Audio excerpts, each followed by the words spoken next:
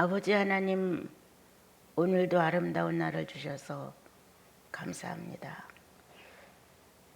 육체로 예배를 드릴 수 있다는 좋은 축복을 해주셔서 이렇게 몸과 마음을 다시러 주님을 경외할 수 있어서 참으로 감사합니다.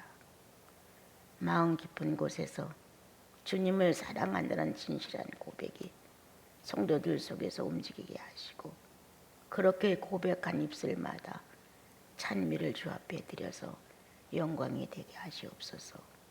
다가오는 성탄절을 놓고 우리 모두 깨끗한 심령으로 아기 예수를 영접해 드릴 수 있도록 삶의 아름다움 있게 축복해 주옵소서. 주님, 누가 어떻게 해서 예수를 믿는 것은 결코 아니고 내 생명의 근본됨을 찾아내게 하셨고 찾게 하셨으므로 이제 그 안에서 우리들은 조용한 생활을 배워가고 주님과 더불어 늘 아기 예수와 같은 깨끗하고 순박하고 순진하고 거룩한 모습을 본받아 살아가도록 축성해 주옵소서. 모든 성도의 가슴 속에 예수 찬미가 소리쳐지게 하옵소서. 예수님의 이름으로 기도합니다. 아멘.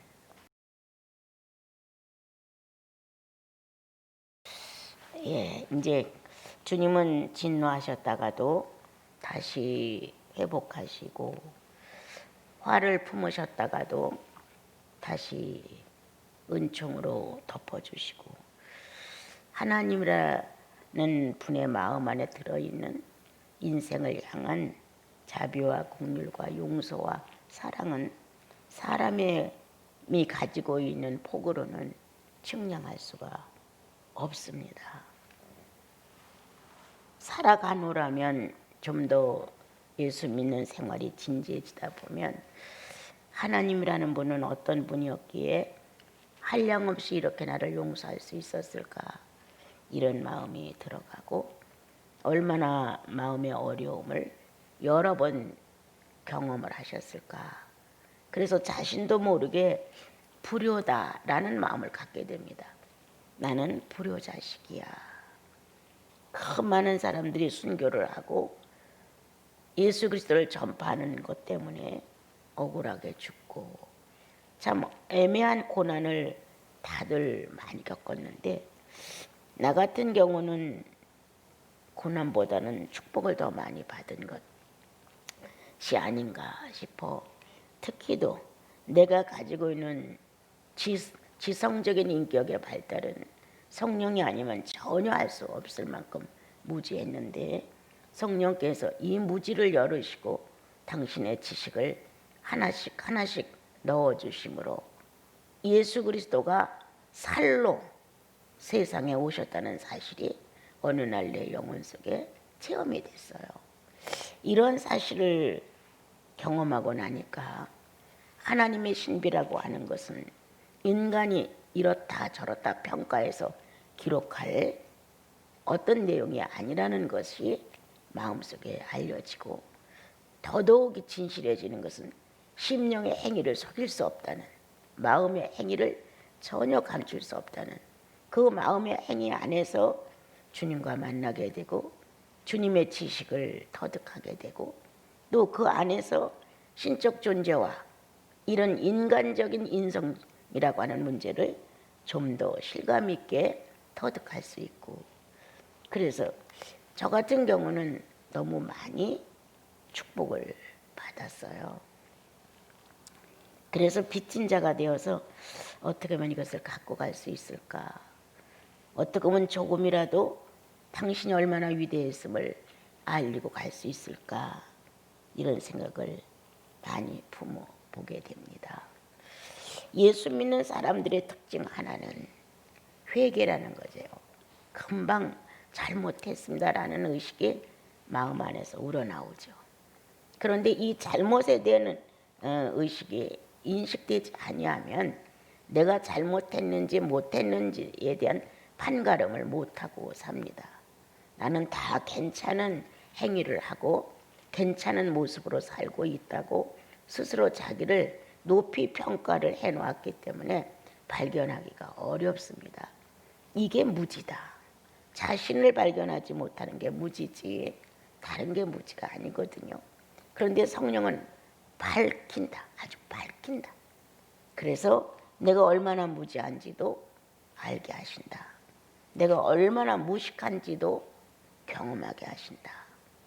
그래서 이 땅에 살면서 예수 그리스도를 아는 지식이 너무 미숙하다는 사실을 가슴 아파하게 된다. 그러므로 정말 다 알지도 못하는 성경을 펴놓고 읽고 또 읽고 읽고 또 읽고 이렇게 그냥 당연히 의무화된 범위 내에서의 성경을 읽는 것이 아니라 내 사랑하는 주님이 나에게 편지를 보내셨으니까 나는 사랑하는 이의 마음을 알기 위해서 편지를 읽어야 해. 사랑하는 이와 마음이 소통되기 위해서는 그분이 원하는 내용을 내가 알아야 된다. 내가 조금이라도 보답할 수 있는 길이 있다면 그분을 바로 아는 것이다. 바로 알아야 그 뜻에 합의도 할 수 있고 바로 알아야 죄로부터도 내가 좀 멀리 떨어질 수 있고 이렇게 될 수 있는 것인데 그분을 알기 위한 방법의 하나가 성경을 자주 대하는 것이고 또 이 성경은 하나님 아버지의 마음이 담겨 있다는 사실을 신뢰해야 한다. 그것이 믿어지지 아니하면 결코 내 안에 신뢰는 싹틀 수 없다. 평소에도 예수 믿기 전에는 하나님을 우리는 불신했다. 하나님이 어디 있어? 하나님이 어디 있어? 왜 불행한 사람이 이렇게 많아? 할 정도로 신적 존재에 대해서 부정했던 그리고 불신했던 나로서는 정말 내 속에 하나님이 인정되기까지는 하나님의 수고가 엄청났다는 것입니다. 그래서 이제 크리스마스도 다가오는데 나에게는 그 아기 예수의 순전함이 너무 부족한 거예요. 꾀를 내어 선악과를 따먹었다고 했는데 그 꾀에 대한 유전이 죄인은 다 갖고 났어요. 더 많이 유용하게 쓰는 사람 또 이것을 좀 덜 쓰는 사람의 차이는 있어도 꾀를 내요. 아주 순간적으로 선한 마음인 것처럼 생각하며 머리는 꾀를 내어서 내 유익을 타산적으로 계산하게 되는 모습을 많이 보게 되지요. 그러나 예수의 지식은 이 꾀를 밀어냅니다. 하나님을 아는 이 지식은 꾀를 내어 선악과를 땄던 아주 무방비 상태의 나를 선한 사람으로 알고 착각하며 행동하는 나를 순간 깨닫게 하셔서 알게 해주시죠. 그래서 주의 말씀을 놓고 나를 바로잡는 일 성령이 개입하셔야 한다. 마음을 다하여 기도하는 일 성령이 냉정하게 개입하셔야 한다. 성경책을 읽다 보면 어느 때는 아주 냉정해지기 때문에 감정이 틈탈 수 없을 때가 참 많습니다. 그런데 기도를 하다 보면 냉정성보다는 감정이 더 부풀어 있기 때문에 냉정성이 많이 필요합니다. 성령은 이렇게 조절을 해주시죠. 성경을 볼 때 나라는 한 사람의 신앙심, 기도를 할 때 나의 신앙심, 이 두 가지를 놓고 주님은 균형을 잡아서 하나님 사람의 모습을 갖출 수 있도록 이끌어 주십니다. 이스라엘 민족은 하나님을 버리고 자기들이 원하는 우상으로 너무 급격히 달려갔습니다.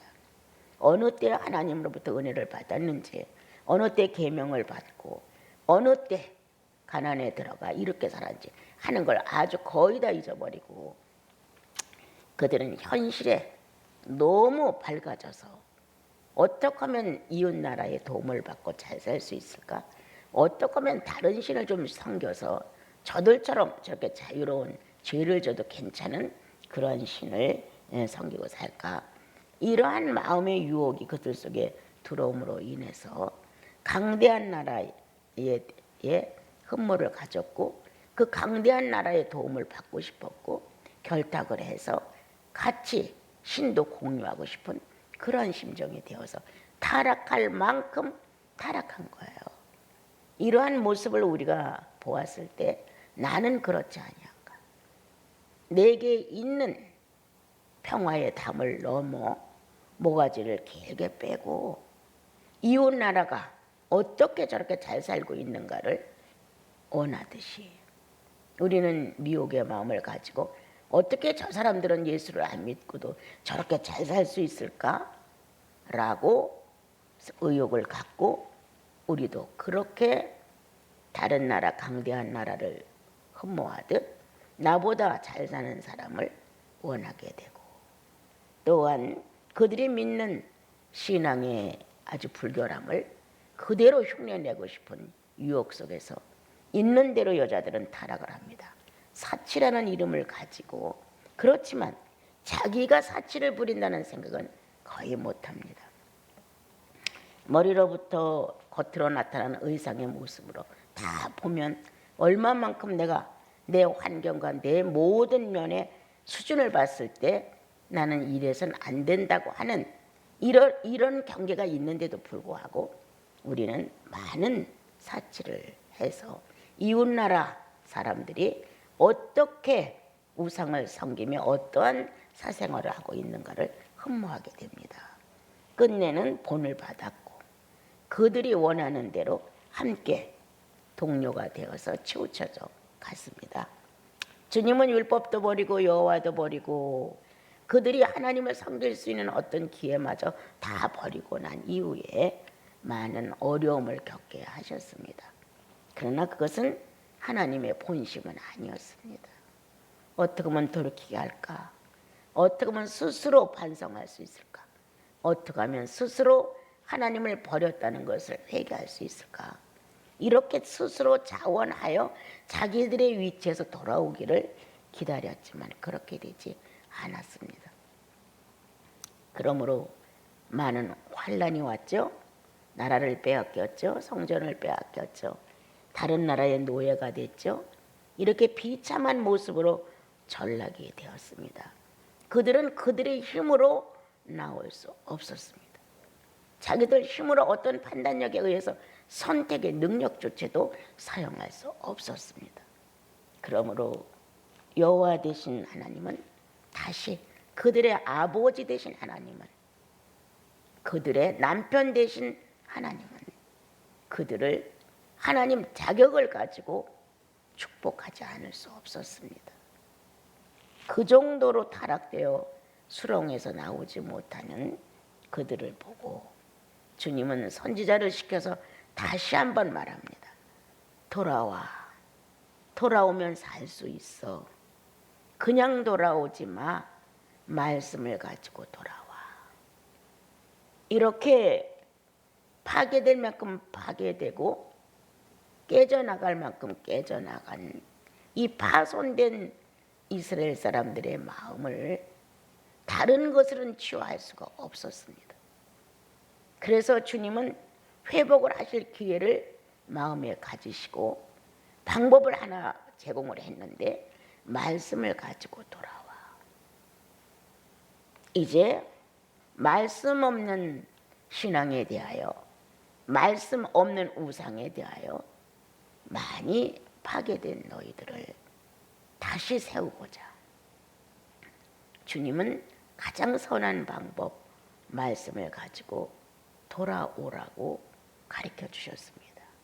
다 제쳐놓고 그 말씀 중에 10개의 계명을 다시 상대로 하여 이성이 다시 돌아온다. 정상적인 모양새를 갖추게 된다. 만약에 이성이 정상적인 모양새를 갖추고 10개의 계명 앞에 자기 이성이 자기를 봤을 때 스스로 자복하게 된다. 1계명도 파괴됐고 2계명도 무시됐고 3계명도 깨져나갔고 나는 10개의 계명 앞에 설 수 없다는 사실을 그들은 스스로 고백하고 하나님을 떠났다는 것을 스스로 자백하게 될 것이다. 우리는 무엇을 잘못되거나 침체되거나 우리의 영적 문제가 성장이 되지 않으면 기도를 하려는 마음을 먼저 갖습니다. 감정이 부풀어지고 뭔가 구매에 맞는 내용을 나의 하나님께 전했다고 생각하면 뭔가 위로가 되고 감정 자체가 바뀌어지기 때문에 기도를 먼저 하려고 합니다. 그러나 그거는 물거품과 같아서 성령의 정말 역사가 뚜렷하게 움직여지지 않는 한 한때 꿈을 꾼 것처럼 사라지기 시작합니다. 주님은 그러한 신앙을 원치 않았습니다. 감성도 울릴 수 있고 지성도 울릴 수 있지만 의지의 변화는 기도 갖고는 잘 안 됩니다. 그래서 주님은 감정적으로 들썩거리는 이스라엘 민족의 마음을 원치 아니하시고 또 너무 많이 더러워진 이 감정의 인격을 그대로 받을 수가 없었습니다. 그래서 말씀을 가지고 와. 그 말씀을 가지고 와서 네 스스로 1계명부터 10계명까지 돌아보라. 그럼 너 자신이 발견될 것이다. 발견되고 나면 하나님이 알아진다. 이미 그 말씀 앞에 상대자는 하나님이신데 이 자신의 연약성을 발견하게 되면 하나님을 다 스스로 찾게 된다. 이러한 명약을 보내주신 거예요. 우리는 막 소리치고 울고 잘못됐어요, 용서해 주세요, 이런 감정의 부품을 던져야만 회개라고 생각을 많이 합니다. 그런데 하나님께서 원하시는 회개는 행동 방향을 바꾸는 것입니다. 양심을 바로 놓는 것입니다. 여태까지 내가 어떻게 살아온 내 모습에 대하여 정직하게 고백하는 것입니다. 그래서 우리들 안에 새로운 의식이 감돌기 시작하는데 하나님의 영이십니다. 우리는 오늘 호세아서를 통하여서 하나님께서 이스라엘 민족을 회복하시려는 이 내용에 대하여 좀 진지하게 좀 알아봐야 되겠습니다. 내가 그들의 반역을 고치고 기쁘게 그들을 사랑하리니 내 진노가 떠났다. 이제 기한이 찼다. 더 이상의 어떤 방법으로 하지 않겠다. 하나님께서 정해놓으신 하나님의 시간이 존재하고 있음을 알려주셨습니다. 아무리 잘못해서 아무리 진노를 하셔도 이거는 해결이 되지 않습니다. 점점 하나님으로부터 도망가고 멀리 가고 하나님에 대한 그리움은 없고 세상 신들에 대해서만 호기심이 발달할 뿐이었습니다. 그래서 주님은 스스로 체념하신다. 스스로 체념하신다. 내가 하겠다. 내가 진노를 없애고 너희들을 기쁘게 받겠다. 이렇게 주님은 스스로 모든 것을 결정하시고 일을 하셨는데 누가 있었느냐? 하나님의 사람 호세아가 있었다. 다 메마른 것 같아도 아무것도 없는 것 같아도 하나님의 성령 안에서 일할 수 있는 사람은 반드시 남겨둡니다.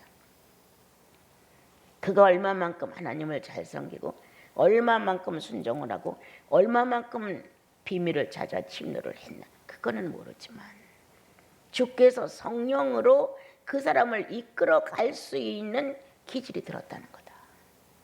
성령께서 그 사람을 선택해서 하나님의 선한 뜻을 이 땅에다 선포할 수 있는 내용을 갖추고 있다는 그 어떤 좋은 점을 선택하셔서 거기에 축복을 하신다. 그러므로 호세아는 하나님의 마음을 담아가지고 이스라엘 민족에게 아름다운 선포를 해줍니다. 진노가 떠났소. 하나님의 진노가 떠났소. 이제 하나님께서는 당신들에게 국률만 베푸실 것이요 자비만 나타내실 것이요 사랑만으로 충만하게 할 것이요 라고 소리칠 수 있도록 호세의 마음을 움직여 주셨습니다. 호세아가 봤었을 때 이스라엘 민족의 행위는 괘씸했습니다. 정말 돌아보고 싶지 않을 수도 있습니다. 근데 하나님께서 하나님의 마음을 변화시켜서 이스라엘 민족을 구원코자 하시는데 호세아도 거기에 동조했습니다. 동의했습니다. 나는 못해요. 그렇게 오랜 세월을 간곡히 부탁하고 그렇게 호소를 하고 그렇게 부르짖었는데도 안 돌아왔는데 난 못해요. 이렇게 반역을 하는 호세의 마음이 아니라 주께서 원하시면 나라는 존재의 서운함과 안타까움과 이 간청에 목말랐던 이 서운한 마음과 유감된 마음이 아무리 커도 주께서 하시겠다 하니 순간 동력자가 되어서 그리하십시오. 아무런 유감도 없는 것처럼 아무런 엇갈림도 없는 것처럼 그는 나가. 여호와가 이렇게 말씀하시더라. 진노가 떠났다고. 모든 걸 다 물어놓는 새로운 창조를 가져올 수 있는 선포를 했습니다. 우리도 이와 같은 실체가 될 때가 참 많습니다. 나 자신도 모르게 견눈질 한번 한 것이 하나님의 성령을 거스리고 그리스도의 구속을 욕되게 하는 대로 내가 충분히 빠져들어갈 수 있습니다. 아무것도 아닌 남의 사건 앞에 같이 동참해서 면만이 나누다가 성령을 근심케 한 일을 우리는 충분히 할 수 있습니다. 내가 예수이라는 것을 전혀 인식하지 못한 채 세상살이에 충실한 세상 사람의 한 사람으로서 이웃에 대하여 험담하고 내 형제 자매들에 대해서 구욕하는 이런 순간의 시간들이 충분히 지나갈 수 있습니다. 그러므로 성령의 활동이 정지된다. 아주 작은 감각 속에서도 성령은 늘 하나님 사람답게 내가 행동해주고 움직여지기를 원하시는데 이런 잔잔한 작은 촉각 정도의 감각조차도 움직일 수 없을 만큼 우리는 주님을 떠날 때가 참 많다. 주님은 기다리고 기다리신다. 주님은 우리를 달래실 만큼 달래신다. 주님은 때때로 그럴 수밖에는 없겠지라고 현실 상황까지도 참작을 하셔서 나를 조금 관용해 주시고 허용해 주신다. 그런데 여기에서 스스로 자원하여 돌이키지 아니하고 계속 이 방향으로 간다면 진노는 오는 것이다. 왜? 예수의 지체를 마비시켜 놓으니까. 하나님의 거룩한 성자 예수 그리스도가 성도를 통하여 표현이 되어야 되는데 표현될 수 없을 만큼 예수 그리스도의 지체를 마비시켜 놓기 때문에 주님은 여러 가지 방법을 써서 그 마비되어가는 그리스도의 인격을 성도를 통해서 바깥으로 활동하게끔 만들기 위하여 많은 심판이 온다. 진노가 온다. 책망이 온다. 화가 온다. 징계가 온다. 여러 종류로 방향을 바꿔 놓으려고 하지만 우리는 거기에 대하여 대항했다. 내가 뭘 잘못해서 하나님은 날 이렇게 만들어. 나는 그동안 이만큼 참고 이렇게 살아왔는데 왜 하나님은 나에 대해서 이렇게 매정해? 하면서 또 이 정도는 하나님은 나를 관용해 주시고 용서해 줄 수 있어야지. 이렇게 아주 노골적으로 반항을 하면서 하나님 곁을 자꾸 떠나면서 하는 말. 이것만 하고 나면 잘할게요. 이것만 하고 나면 잘할게요 하고 내용을 내밀기 시작한다. 요거 정도는 내가 해야 되지 않겠어요, 주님? 요 정도는 하나님께서 나를 좀 봐주지 않으시면 안 되잖아요. 이렇게 자기 마음껏 하나님을 가지고 조롱한다. 그래서 메말를 대로 메마르고 고갈 상태에 빠지게 된다. 세상살이라는 맛을 알겠는데 예수살이에는 맛이 없다. 이제 모임이 건조해지고 찬양도 기도도 성경도 성도의 교제도 그렇게 달갑지 않다다.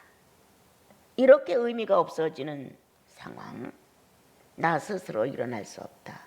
누가 권면을 해도 안 들린다.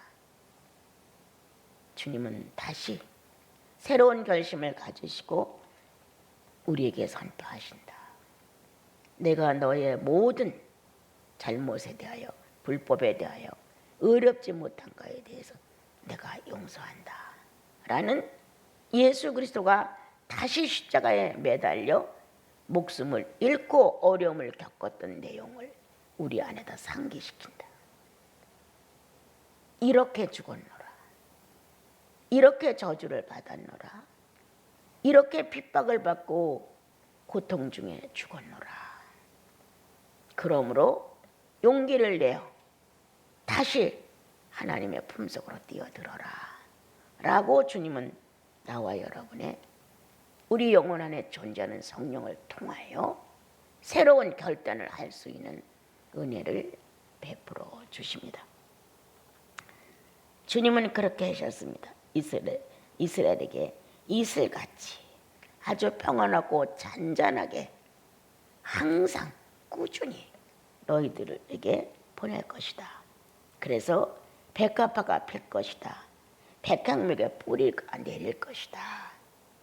이렇게 새로운 회복 속에 찾아드는 축복을 설명을 하셨습니다. 우리 안에는 예수의 나무가 심어졌다고 내가 늘 여러분께 말합니다. 하나의 씨가 들어가 싹이 텄고 동시에 뿌리가 내리면서 우위로 잎이 나기 시작을 했죠. 겉으로 드러나는 외형적인 모습을 갖추고 아래로 보이지 않게 땅속으로 뿌리를 붓는 내면적의 역사가 일어나면서 하나의 씨앗은 안과 밖에서 정상 균형을 갖추고 자라기 시작을 했죠. 뿌리가 있음으로 인하여 줄기가 존재됐고 잎이 나올 수 있었고 꽃이 필 수 있었고 열매를 맺을 수 있었습니다. 실제로 생명 하나를 보존시키는 건 뿌리입니다. 그런데 우리는 뿌리는 드러나지 아니하니까 큰 관심을 갖지 않습니다. 겉으로 드러나는 줄기라든가 잎이라든가 꽃이라든가 열매에 대해서는 눈에 띄니까 관심을 갖고 거기에는 주력을 하게 됩니다. 더더군다나 뿌리도 줄기도 잎도 꽃도 이런 과정이 다 지나감으로 열매를 맺는 한 사리가 끝나는데 우리는 열매부터 기대를 합니다. 줄기도 아랑곳 없어, 잎사귀도 아랑곳 없어, 꽃은 잠깐이야, 그리고 열매입니다. 이렇게 엉뚱한 순리의 과정을 요구하지 않고 그 순리의 과정을 묵인하면서 우리는 어느 날 갑자기 열매가 주렁주렁 매달리는 선악과보다 더 무서운 죄를 안고 있습니다. 어떻게 그럴 수 있을까? 창조에도 없는 순리를 탐욕할 수 있단 말인가?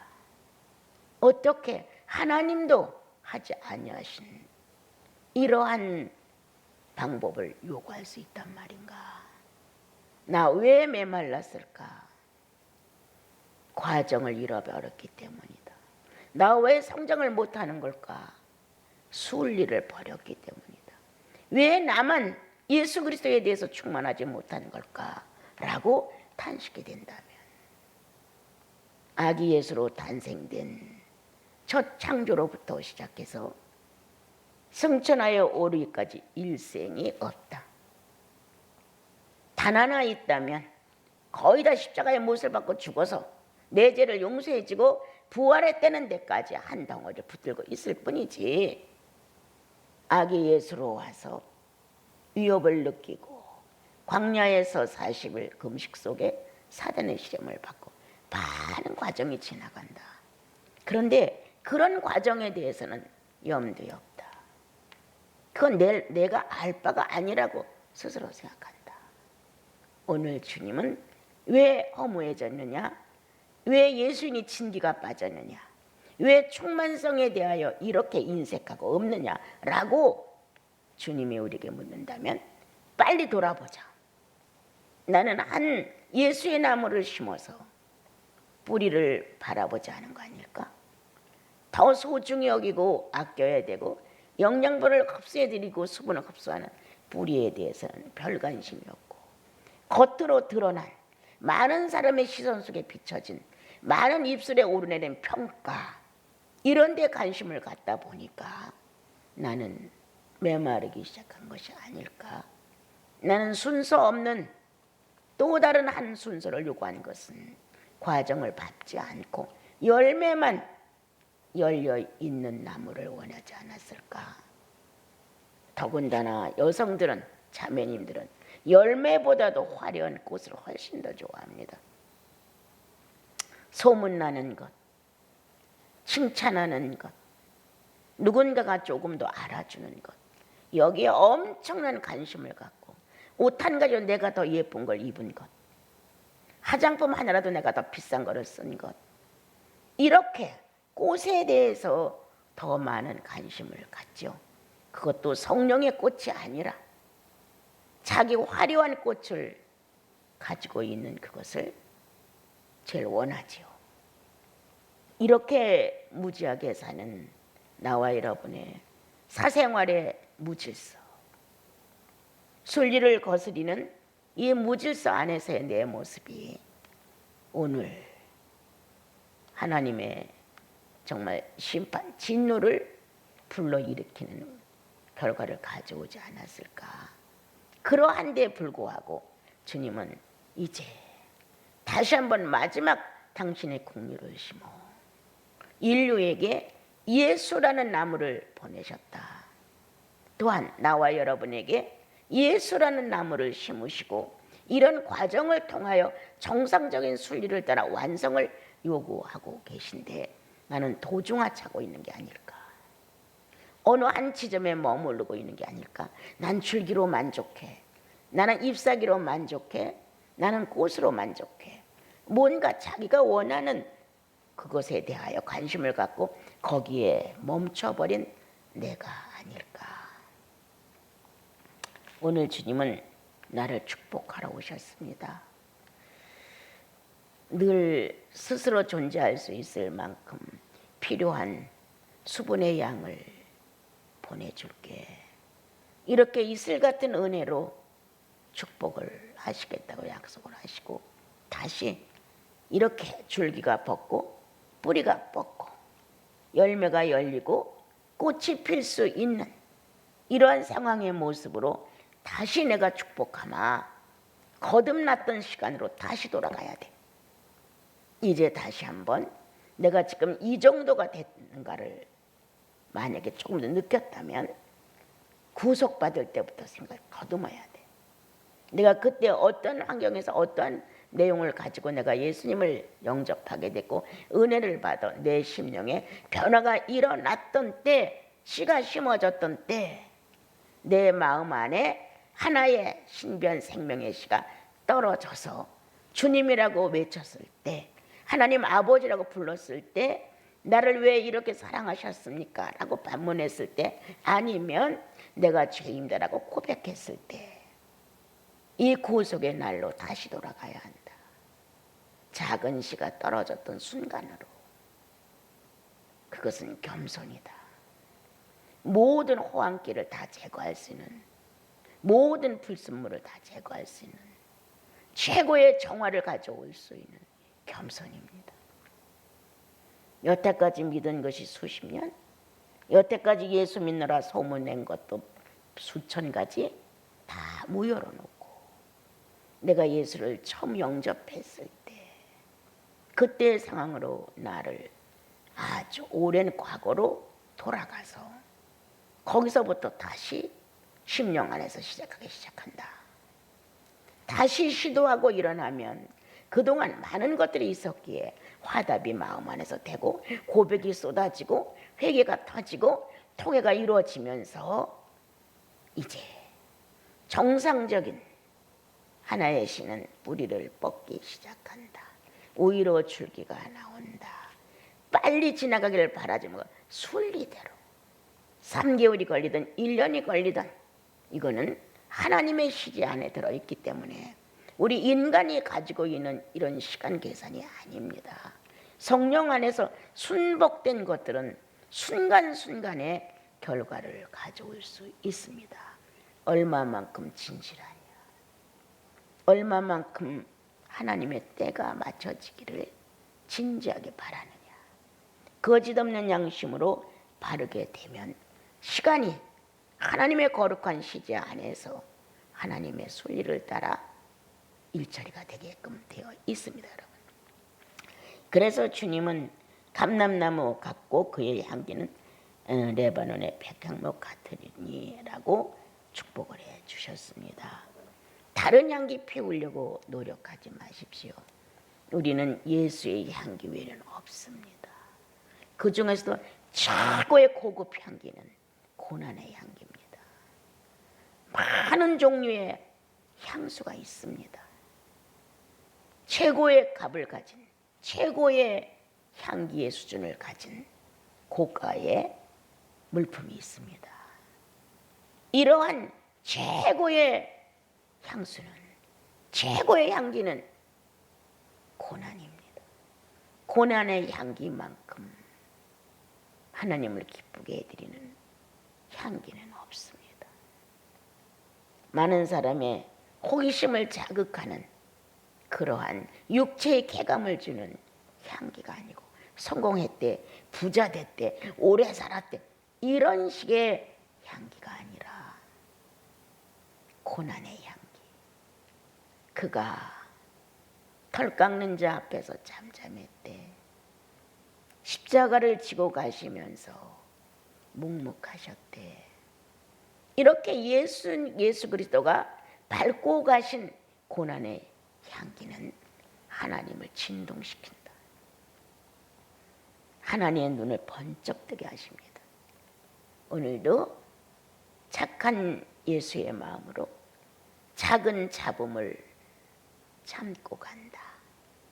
참는다는 의미보다는 주님을 사랑함으로 이러한 내용을 묵인하고 주님께 한 발 더 나간다.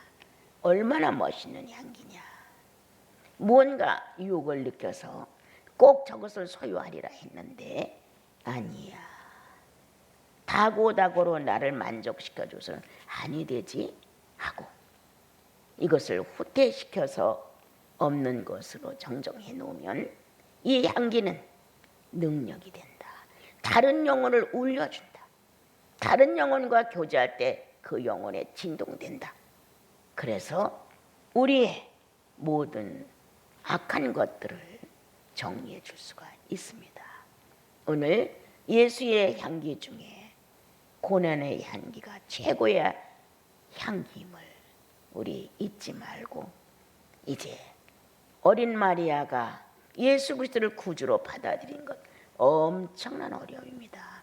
율법은 돌로 쳐서 죽여야 되는 이런 상황에 비천한 계집종이 오나 주님 뜻대로 하십시오라고 수락을 했다. 이렇게 무서운 목숨을 걸고 순교를 걸고 정말 돌로 쳐 맞아 죽어야 되는 이런 운명을 걸고 하나님의 뜻이 이루어지기를 그는 영접해 드렸다. 무서운 고난을 그는 받아들인 것이다.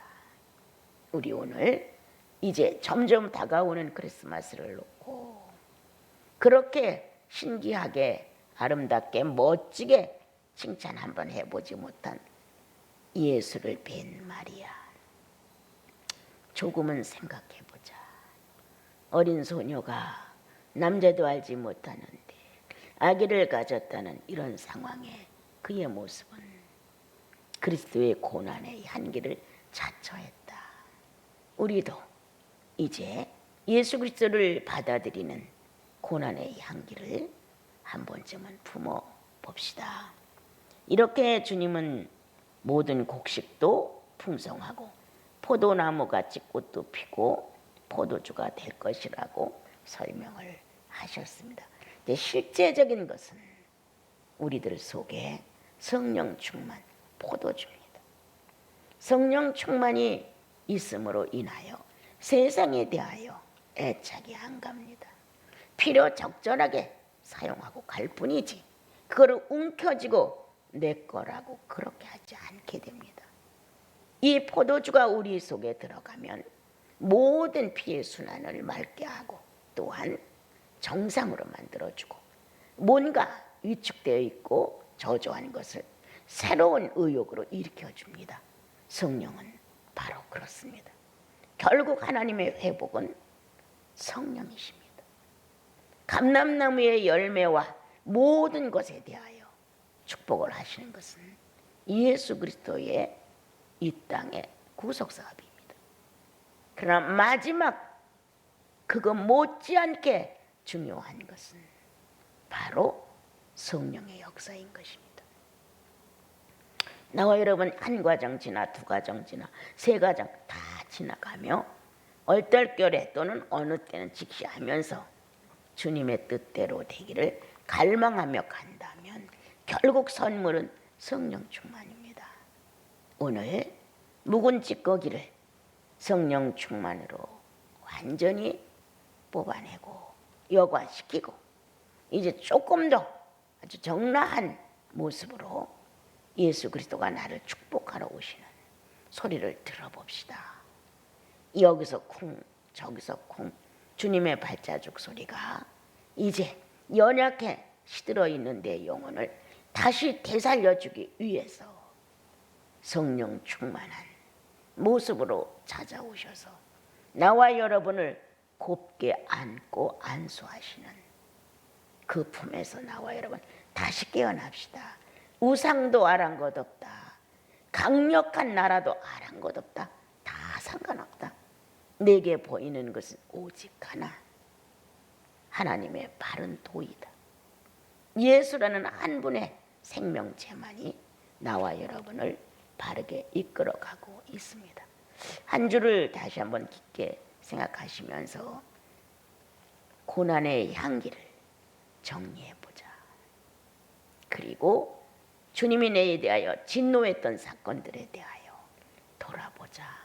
왜 나는 성령 충만하지 못한가? 라고 의문해보면서 거기에 원인을 찾고 하나님이 오늘도 거저주시는 성령 충만, 거저주시는 구속사업에 새로운 축복이 되어서 나와 여러분은 싱그럽고 능력있고 아주 깨끗하고 그리고 거룩한 모습으로 성탄을 맞이하는 마음이 됐으면 좋겠습니다.